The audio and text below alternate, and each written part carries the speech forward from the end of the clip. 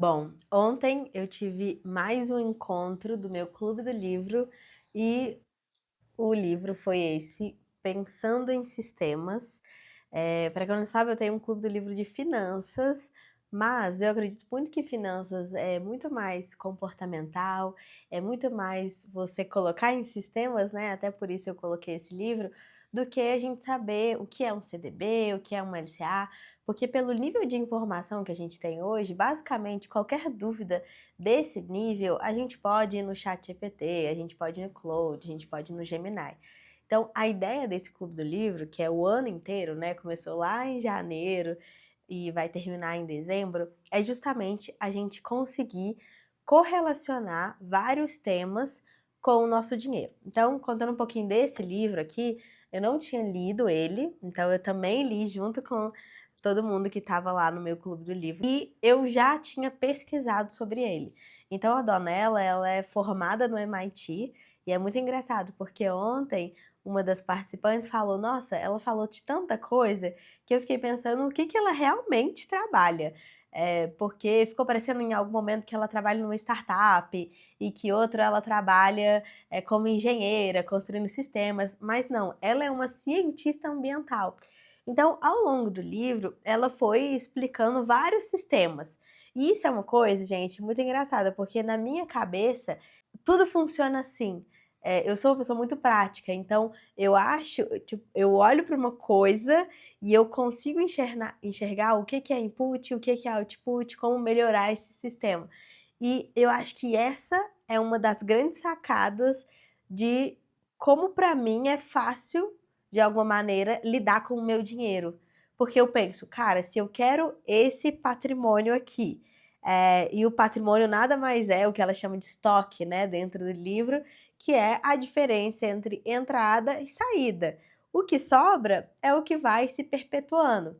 Então eu tive insights pensando, por isso que quem está começando a investir é muito mais difícil enxergar lá na frente do que quem já investe por um grande tempo.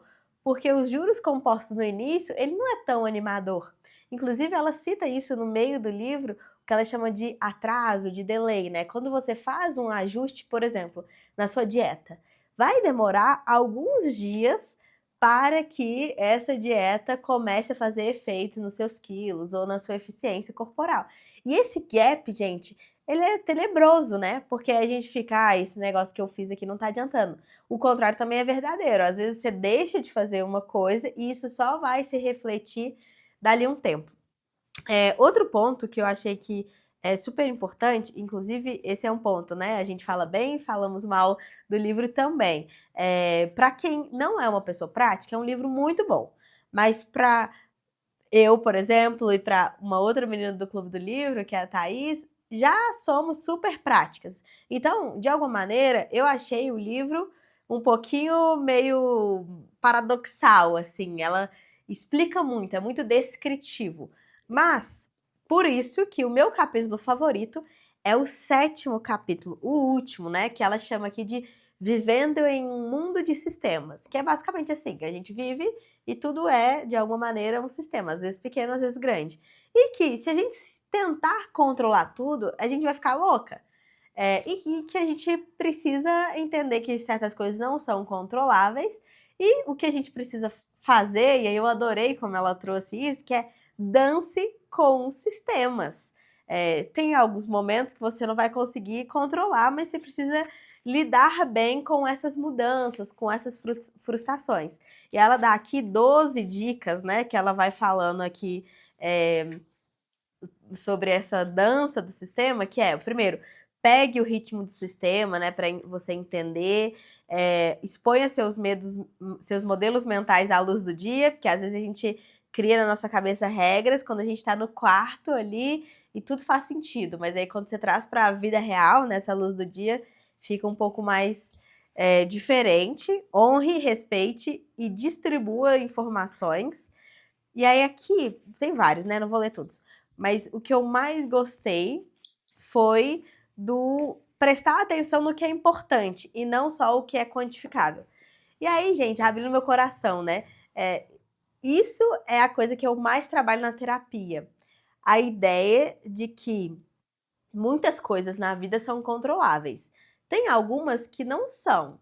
E pra gente que é muito controladora, é difícil esse tipo de reação. Que é, tipo, a gente hiper-racionaliza tudo. Isso é lindo, se funciona para dinheiro, isso funciona para alimentação, isso funciona para muita coisa. Mas isso não é a vida, né? A vida, na verdade, ela é super incontrolável. Então, esse foi o livro do mês. Nossas discussões foram muito ricas. A gente ficou, acho que 1h30 discutindo sobre ele. E o próximo livro é esse do Bauman, Vida para Consumo. Não é um livro descritivo, né? Igual eu tinha falado. É um livro que tem os 4 principais tópicos aqui, que é consumismo versus consumo, sociedade de consumidores, cultura consumista e baixas colaterais do consumismo. É um livro de 190 páginas. É isso, eu venho contar para vocês sobre esse livro também. Bom, para finalizar, me siga aqui nesse canal. Aqui é um espaço que eu quero falar livremente, né? Sem muito roteiro, sem muita coisa, mas eu quero que as pessoas consigam enxergar mais profundamente esses pensamentos e mande aqui no comentário pra gente continuar essa discussão. Até mais!